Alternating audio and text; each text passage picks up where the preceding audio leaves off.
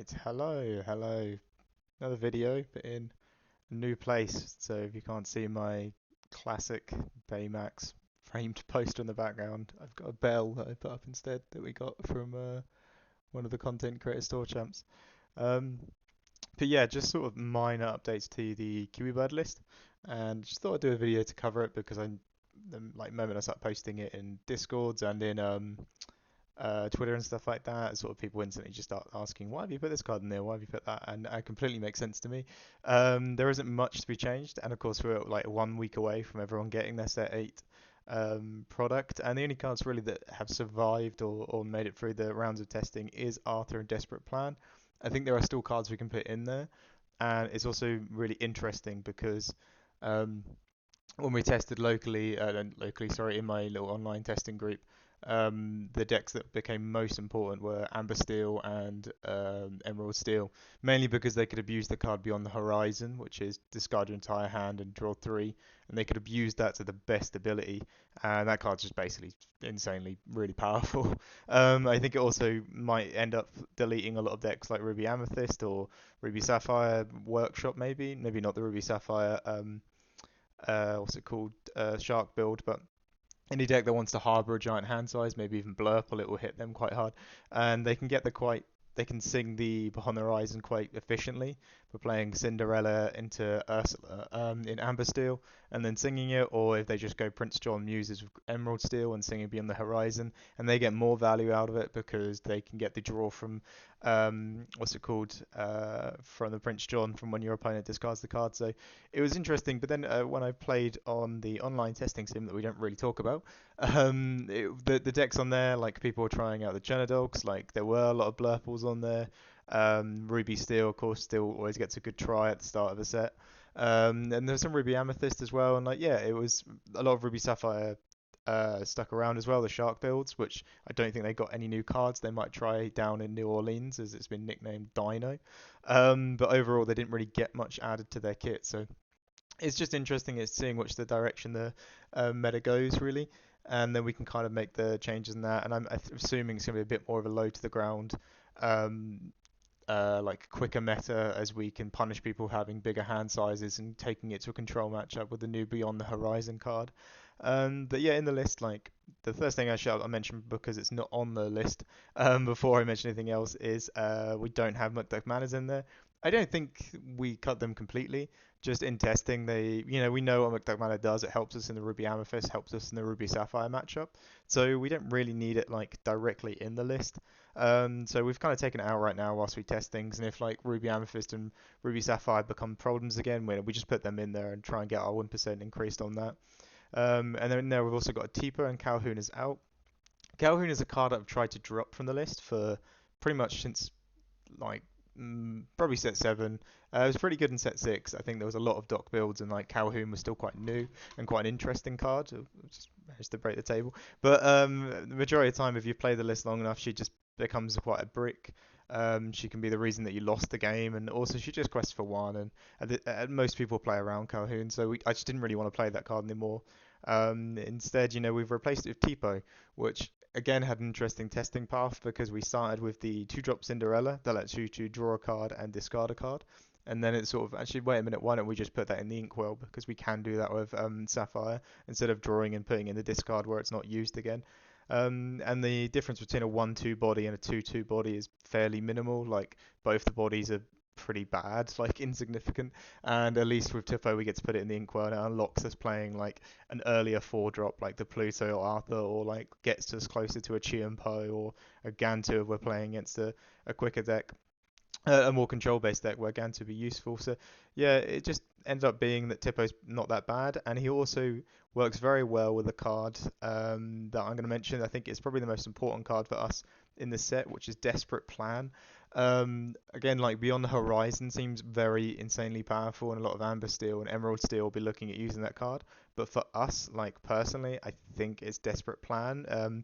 It basically just extends your ability to do the dock mechanic of play your entire hand out, discard it, and then draw a number of cards. So we can draw 3 of Desperate Plan instead of 2.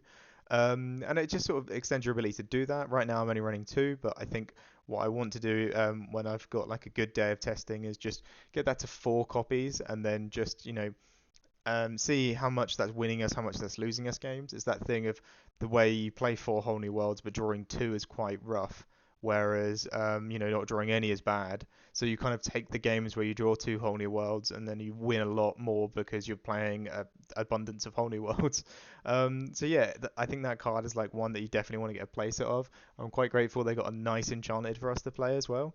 That's like the card that's felt as to slot into the deck the most efficiently, and it also did push me to look at the changes that we should have been making, that Justin's been making for a long time, which is including cards like Mulan, which is a looter that draws a card and discards a card, so we can remove uninkables, so we can use Desperate Plan more efficiently. We get to use Tipo, so we can put those uninkables into our Inkwell and get some more value out of them, even like deducting from the bricking basically. So overall, it was minor changes that I think we should have been doing anyway.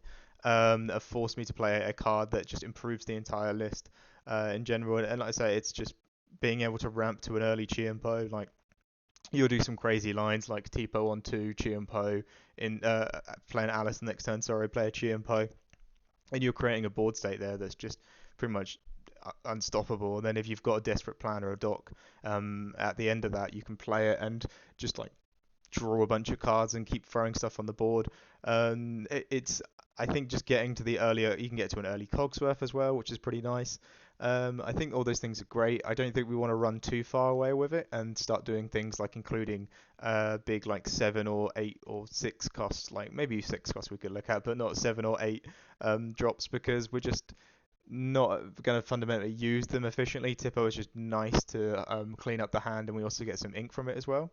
And also, it could do something like if you've used Tipo on two and you've inked, maybe you don't have to ink the following turn because you've already got to the amount because you inked twice the previous turn. And it's just quite interesting how much it adds to it. Using more of the Sapphire cards in this deck rather than just relying fully on Alice and Cogsworth. So yeah, it's been really cool to like put Desperate Plan in. It's like forcing us to play these more interesting lines and like using the card pool that we have in Sapphire and Steel a bit more effectively. So that's been great.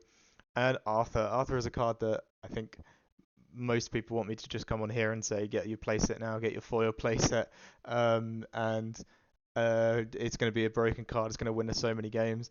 For me, I think the debate is still out. Like in testing, it's had some insane moments, but overall, it's sort of not been the most amazing so far. I think learning to not play over draw turn is a big learning curve as well. The first time you play, so like the first day I managed to access to the cards, you just want to slap Arthur down on the board as soon as you can because you're like, it's a new card and I want to play it, and there'll be no negatives to me putting this on the board. But of course, skipping your draw phase, you have to really think about it. Um, and if it's like the right thing to do. Whereas, the majority of the time I'm finding it's not the right thing to do. I've dropped it down to a 2 count because I had it as a 4x and it just wasn't feeling correct at a 4x. But I think maybe as we learn to play a bit more, it might be a 4x card. But I've given it a 2 count. You will have some games where you can just go Tipo into Arthur and like that is enough for you to win the game. Like some games where you play against like Chernodogs where they've got really nothing that can match it besides the Chernobog. So anything that turns sideways gets deleted. If you've got the dock or desperate plan to follow up as well, like you keep getting card draw going.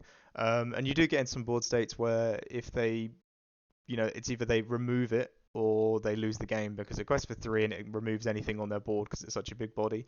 So yeah, it's a pretty cool card for that. I think for me personally, it might end up just being a card that I play a lower count of, and then sometimes like you might top deck it and just throw it on the board and say like, you can't Elsa exert that, you can't Zeus that. There's loads of options you can't do to answer this thing, and it quests for 3. So we just got like another big quester in the deck.